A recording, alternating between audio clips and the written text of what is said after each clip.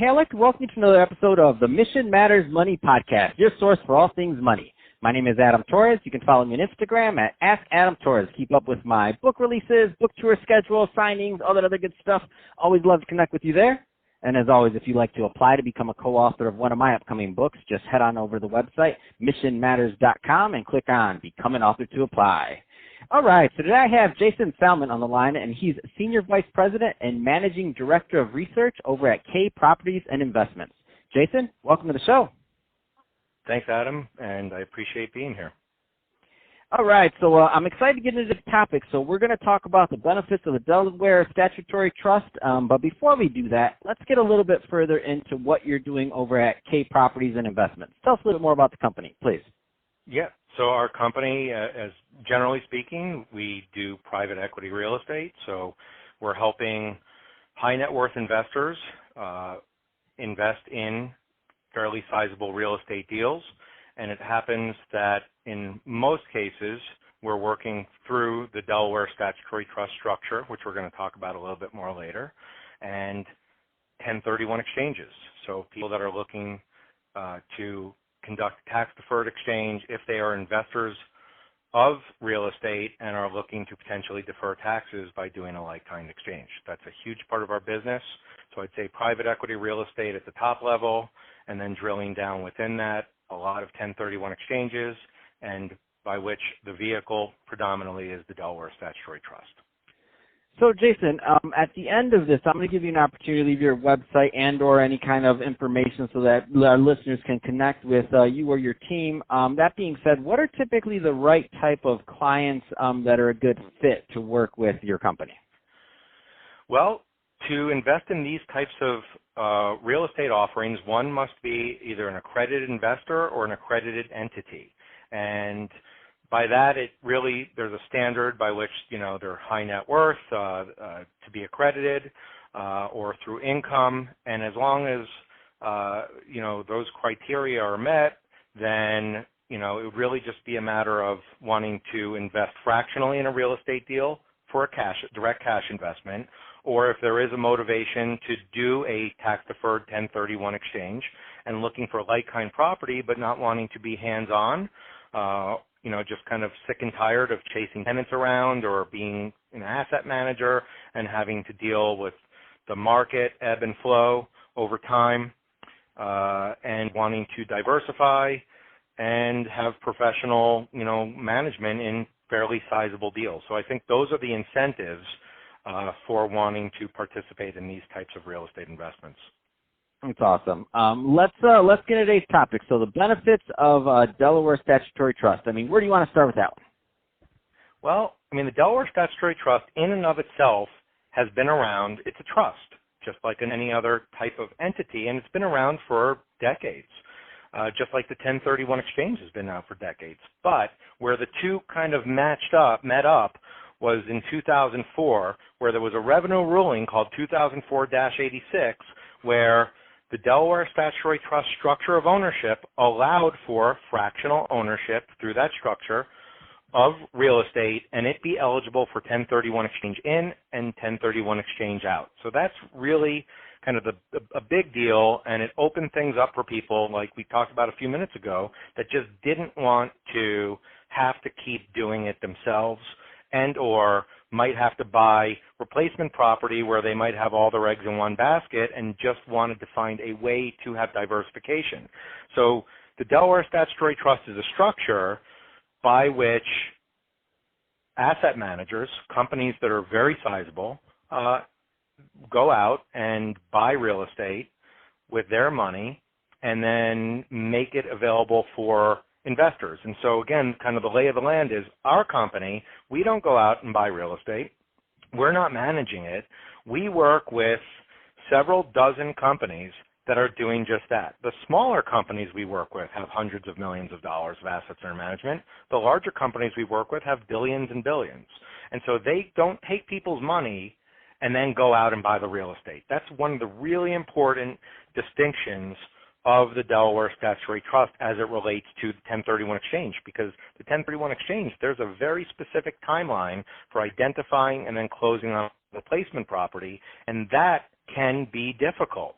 So these companies that we work with are going out, they're buying fairly sizable real estate deals in various asset classes, could be multifamily of varying degrees of what class it might be considered, new or newer, a little bit older, a little fix-up. Could be net lease real estate, single-tenant net lease, triple net real estate and otherwise. Could be a lot of healthcare-related real estate these days, self-storage, and other asset classes. Obviously, distribution model is pretty big in this day and age, so we see that as well. And so they're going out and they're buying this real estate with their money.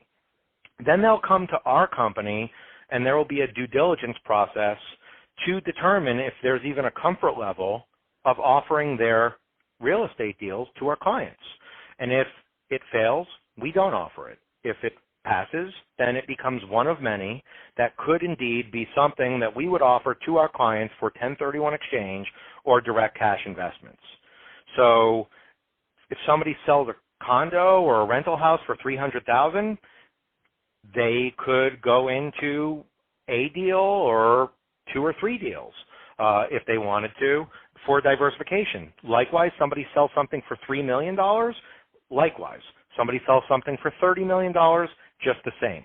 So it's a chance to diversify, to have professional management, and figure out together a solution that makes sense for them. That's my job. My job is not to just say, here's DSTs and you're investing in a bucket of properties. It's to find the right properties and the right real estate deals for that client with respect for their situation. And if it's for 1031 exchange, they'll probably be a lot more passive than they had been leading up to that point. So the Delaware Statutory Trusts, a 1031 vehicle, and ultimately when the real estate deal sells over time, whatever it may be, it could be 3 years, 5 years, 7 years, 10 years, the investors in that real estate deal have the opportunity to once again, if they went in that way, to do a 1031 exchange. So really flexible, and a lot of times when people have done it for 1031, they might choose to be a cash investor. Some people choose to be a cash investor ahead of their 1031 exchange, and some people just think, hey, I don't want to have to manage or own. I don't want to do it myself. I like this platform. I like how it looks, and I want to be a cash investor with our company. No, it makes total sense. And I mean, that whole thought process of two things. Number one, the diversification side is key. I mean, because especially sometimes somebody's been holding a property for a long time earlier in their career. Maybe they had a property 30 years or something, and now they're retiring or they're done with that, or they want to slow down a little bit, but it's not necessarily going to they may be a little bit more risk averse, and it's not going to make sense for them to necessarily to take that entire nest egg and to invest it just in that one and another sizable property that they maybe aren't willing to or wanting to handle anymore. So I see that with this as a transition in life for a lot of people being a benefit. So that's huge. And number two is going out and sourcing the deal. That the 1031 exchange, I mean, it's a great thing to do. But if you don't have that other deal lined up, then you're kind of playing with fire there, and you might be at the end trying to complete a deal that maybe doesn't make the most sense, but it's just because you want that tax benefit. Yeah, I mean, hey, notwithstanding, the Delaware Statutory Trust in some cases could be used to some degree as a backup. I mean, there's nuance to that. Somebody would, I'd have to have dialogue with them about timing, availability, and things like that. But I've seen it plenty, and I've seen it, work out as, maybe just, again, kind of a cushion for somebody with respect for identification. And I've seen it come in really, really handy. And some people, if they, understand the features and the benefits, but also the risks, which are always there, and they have a comfort level, sometimes they think, all right, well, we thought about this going in one way, and now we're looking at it a little different way, and, we didn't know about it before. Our CPA didn't know about it before. It's not unusual for that to be the case because it's, this is a very specialized niche of commercial real estate investing. But it is a multi-billion-dollar industry annually, to be sure, at this point in time. And, it's just a matter of comfort level. For those that want to be hands-on all the way through, it's probably not for them. But if people are ultimately comfortable with diversification and being passive, this could be, just what they were looking for all along, but time always tells. But yeah, certainly it could come in handy, and especially with respect for the 1031 exchange, like you just alluded to, could be the right thing at the right time. Fantastic. Well, Jason, if somebody's listening to this and they want more information on Cape Properties and investment or to connect with you and your team, what's the best way for them to reach out? Well, anybody's welcome to email me. My email address is jason@kpi1031.com, jason@kpi1031.com, and I'll be happy to, eventually maybe grab a phone call and kind of chat about the situation and see if we might be able to give some education, and if it makes sense, wonderful, and if not. Our website is kpi1031.com, so I welcome anybody that might be interested in more information, and I really appreciate the time that we were able to spend today, Adam. So it's always good to be able to let people know about this often little-known area of commercial real estate investing and 1031 exchange. Fantastic. Well, really appreciate you coming on the show today. And to the audience, as always, thank you for tuning in.